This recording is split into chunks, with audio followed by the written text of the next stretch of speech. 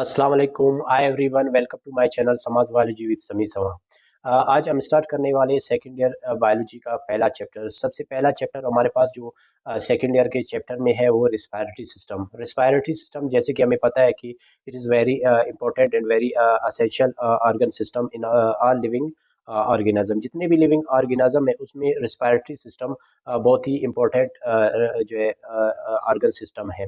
ठीक है। अब respiratory system is a process in which we inhale oxygen and exhale carbon dioxide. ये वो प्रोसेस है जिसमें हम ऑक्सीजन इनहेल करते हैं और इसके नतीजे में हम ग्लूकोज का ग्लाइकोलाइसिस का अमल होता है जिसमें एटीपी बनती है, एनर्जी प्रोड्यूस होती है। वो एनर्जी लिविंग ऑर्गेनिज्म अपने डेली रूटीन में ये यूज कर रहा होता है। ठीक है। तो अब रिस्पायरेटरी सिस्टम डेफिनेटली इसके दो कंपोनेंट है। ठीक है। रिस्पायरेटरी सिस्टम के दो कंपोनेंट, एक है एक्सटर्नल रिस्पायरेटरी सिस्टम और दूसरा है इंटरनल रिस्पायरेटरी सिस्टम।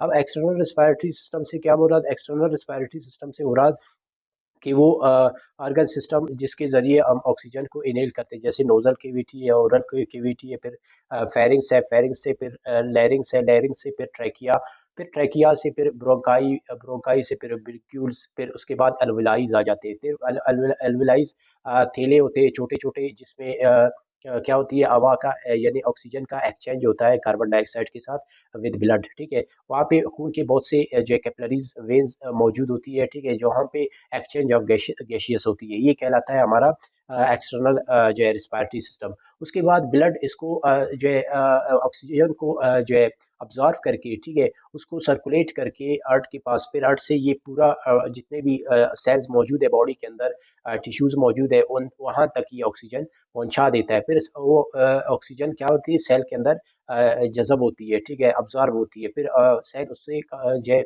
सेल उससे जो है माइटोकॉन्ड्रिया की मदद से क्या करती है, उस ऑक्सीजन को यूज़ करके वो एटीपी प्रोड्यूस करती है। फिर एटीपी क्या है, फॉर्म ऑफ एनर्जी। ठीक है।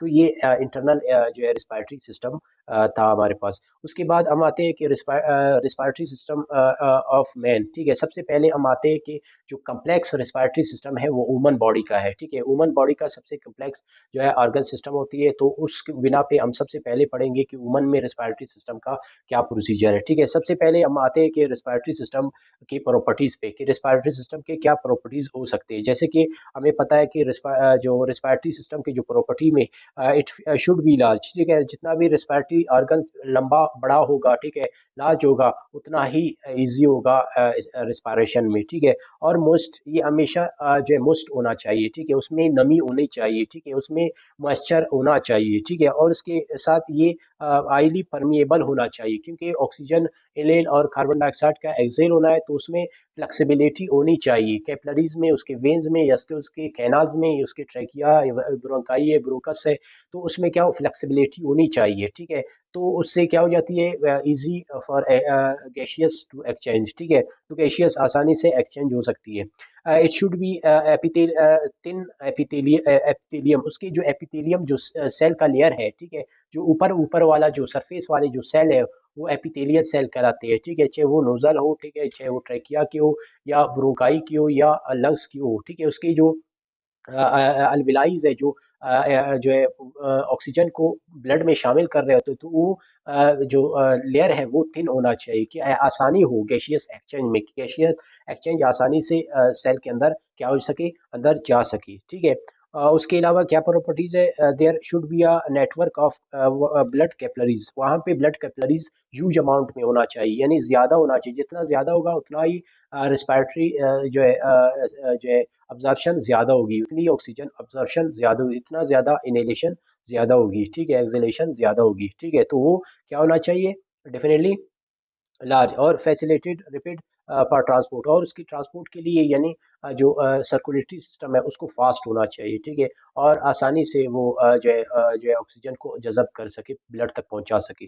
ठीक है। और इसके बाद ये ventilation mechanism should be present. ठीक है। वेंटिलेशन मैकेनिज्म जिसमें कंट्रक्शन और रिलैक्सेशन और इनहेलेशन और एक्सहेलेशन का अमल तेज होना चाहिए। ठीक है। फास्ट होने, यानी उस जिस एनवायरनमेंट में वहाँ पे ऑक्सीजन का कंसंट्रेशन ज़्यादा होना चाहिए, जिससे इनहेलेशन का अमल फास्ट हो जाती है, तेज हो जाती है। ठीक है। तो ये था उसकी प्रॉपर्टीज। अब हम आते हैं कि components of respiratory system in man. ठीक है। अब इसमें रिस्पायरेटरी सिस्टम में जो मैन है, ठीक है, उसमें जो कंपोनेंट्स है क्या है, डेफिनेटली यहाँ पे दो कंपोनेंट्स पाए जाते हैं, ठीक है। एक है जो है रिस्पायरेटरी ट्रैक, ठीक है, रिस्पायरेटरी ट्रैक या जो है पैसेज, और दूसरा है रिस्पायरेटरी ऑर्गन, ठीक है। ये दो कंपोनेंट है किस चीज़ के, रिस्पायरेटरी सिस्टम में, जिसमें रिस्पायरेटरी ट्रैक वो रास्ते जहाँ से ऑक्सीजन इनेल होती है, इनहेलेशन का अमल होती है, जैसे कि नोजल केविटी, ओरल केविटी से फिर ट्रैकिया, ट्रैकिया से फिर ब्रोंकाई, ब्रोंकाई से फिर अलवलाई तक पहुंचती है, ठीक है।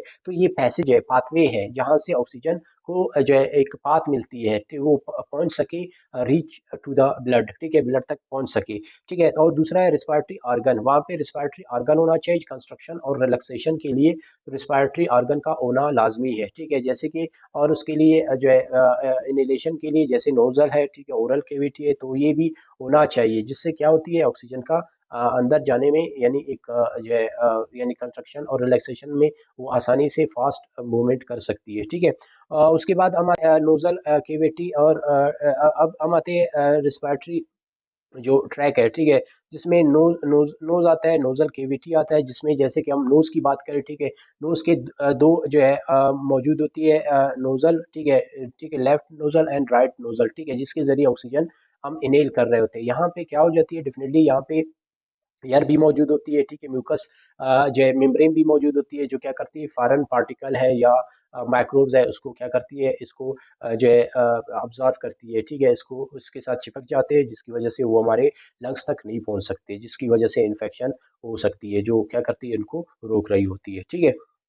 अगर हम नोज की बात करें तो नोज में जो दो हड्डियां है, ठीक है, एक कार्टिलेजियस बोन मौजूद होता है, एक हार्ड स्पॉन्जी बोन बोन मौजूद होती है, और इसके अलावा यहाँ पे मसल्स भी मौजूद होती है, जो कंट्रक्शन और रिलैक्सेशन में जो है हेल्प कर रहे होते हैं, कि ऑक्सीजन के लिए ज़्यादा स्पेस पैदा कर सके, कि वेटी पैदा कर सके, ठीक है। The external opening of nose is called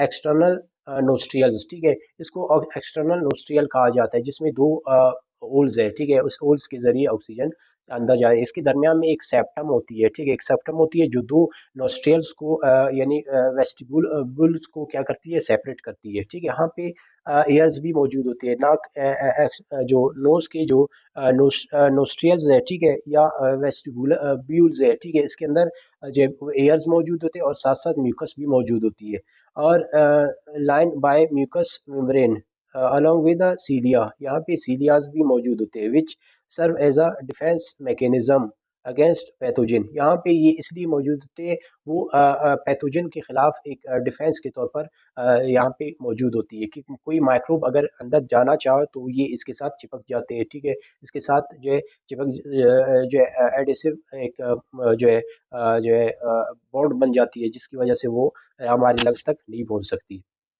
ठीक है। उसके बाद है the mucus moist the air and, और म्यूकस जो म्यूकस जो मौजूद होती है, वो साथ साथ हमारे जो अगर इन्वायरमेंट कोल्ड है या वर्म है, तो उसी हिसाब से क्या कर, अगर कोल्ड है तो वो क्या करता है इसको या खुश्क है मौसम, ठीक है, तो लंग्स के लिए नुकसानदायक है, तो वो इसको क्या करता है मोइस्ट करता है, क्योंकि मोइस्ट अगर होगा तो यार तो वहाँ पे हमारे लंग्स को इम्पैक्ट नहीं करता, हमारा लंग्स खुश्क नहीं होती, अलविलाइज डैमेज नहीं होती, ठीक है। तो इससे ये क्या करता है, ये इसको मोइस्ट करता है आगे जो है फॉरवर्ड करता है एयर को, ठीक है, ऑक्सीजन को। The mucus also moist the air and bring the temperature of inhaled air close to the temperature of 30 centigrade, जैसे कि हमारे बॉडी का जो टेम्परेचर है वो 37 सेंटीग्रेड है, अगर इन्वायरमेंट का जो टेम्परेचर है वो 10 है या 15 है या 20 है, तो ये हमारे नोजल केविटी या ये जो मौजूद होती है म्यूकस, ये क्या करता है इसको मिस कर देता है एयर को, और उसको ये इतना मोइस्ट कर देता है कि वो 30 सेंटीग्रेड पर आ जाए, ठीक है, तो फिर ये हमारे बॉडी के अंदर इनहेल होती है, ठीक है, कि अगर वेदर ड्राई हो, खुश्क हो, ठीक है, तो उस सूरत में, ठीक है। उसके बाद आता है डेफिनेटली हमारे पास वो है फेरिंग्स, ठीक है, नोजल केविटी और ओरल केविटी जो है जहाँ पे मिलते हैं वो एरिया कहलाता है फेरिंग्स। अब फेरिंग्स के तीन पार्ट है, ठीक है, क्या है, नोजोफेरिंग्स, ओरोफेरिंग्स एंड लेरोफेरिंग्स, ठीक है, इसके तीन हिस्से हैं, जो नोज नोज के साथ फेरिंग्स का जो है इंट्रक्शन होती है, वहाँ पे मिल जाते हैं, तो उसको नोजो फेरिंग्स कहा जाता है, जहाँ पे ओरल और फेरिंग्स आपस में मिल जाते हैं उसको कहते हैं ओरो फेरिंग्स, जहाँ पे लैरिंग्स और फेरिंग्स आपस में मिल जाते हैं वो लैरिंजो फेरिंग्स कहलाता है। ठीक है, तो ये फेरिंग्स एरिया होती है जहाँ पे जो है गैशियस जाकर वहाँ से एक बहुत बड़ा स्पेस पैदा करते हैं, किसके लिए, रेस्पिरेटरी सिस्टम के लिए। ठीक है, उसके बाद हमारे पास आता है लैरिंग्स। ठीक है, लैरिंग्स डेफिनेटली इसको साउंड बॉक्स भी कहा जाता है। ठीक है, इसको साउंड बॉक्स भी कहा जाता है। Larynx is also called voice. ठीक है, इसको वॉइस कहा जाता है। और sound box it is composed of cartilage, ये कार्टिलेज से बना होता है, and muscles, one of the cartilage that act as a lid called epiglottis. ठीक है, अब लैरिंग्स को वॉइस का बॉक्स कहा जाता है, वॉइस बॉक्स या वॉइस वहाँ से प्रोड्यूस होती है जहाँ पे एक कार्टिलेजियस जो है बोन होता है, जिसको ग्लाटस एपिग्लॉटस कहा जाता है, जो क्या करता है, जिसकी मूवमेंट की वजह से साउंड प्रोड्यूस होती है। ठीक है, फिर उसको बाद में हमारे टंग और हमारे जो है थ्रोट इसको क्या करती है, इसको ट्विस्ट करके आवाज़ को एक खास फ्रिक्वेंसी में प्रोड्यूस कर रहा होता है। ठीक है, उसके बाद during the swallowing the epiglottis automatically cover the opening. यहाँ पे एपिग्लॉटस का एक दूसरा काम है कि वो जब हम कोई वाटर ड्रिंक करते हैं या फूड इंगल्फ करते हैं, तो उस सूरत में वो क्या करता है, ये जो कार्टिलेजियस बोन है वो हमारे ट्रैकिया को क्लोज कर देता है कि ये वाटर, ये जो है फूड हमारे लंग्स में ना चला जाए। तो ये क्या करती है, ये प्रोटेक्टिव लेयर, एक प्रोटेक्टिव बोन है जो क्या करती है, जो फूड के दौरान या ड्रिंकिंग के दौरान ये हमारे जो लंग्स को जो क्या करती है, सेव करती है, क्लोज करती है, जिसकी वजह से जो है हमारी जो फूड है, जो वाटर है, वो एसोफेगस के जरिए स्टोमक में पहुंच जाते हैं। लैरिंग्स था, लैरिंग्स तक ये कहलाता है हमारा डेफिनेटली, इसको हम कहते हैं अपर। ठीक है, अपर रिस्पायरेटरी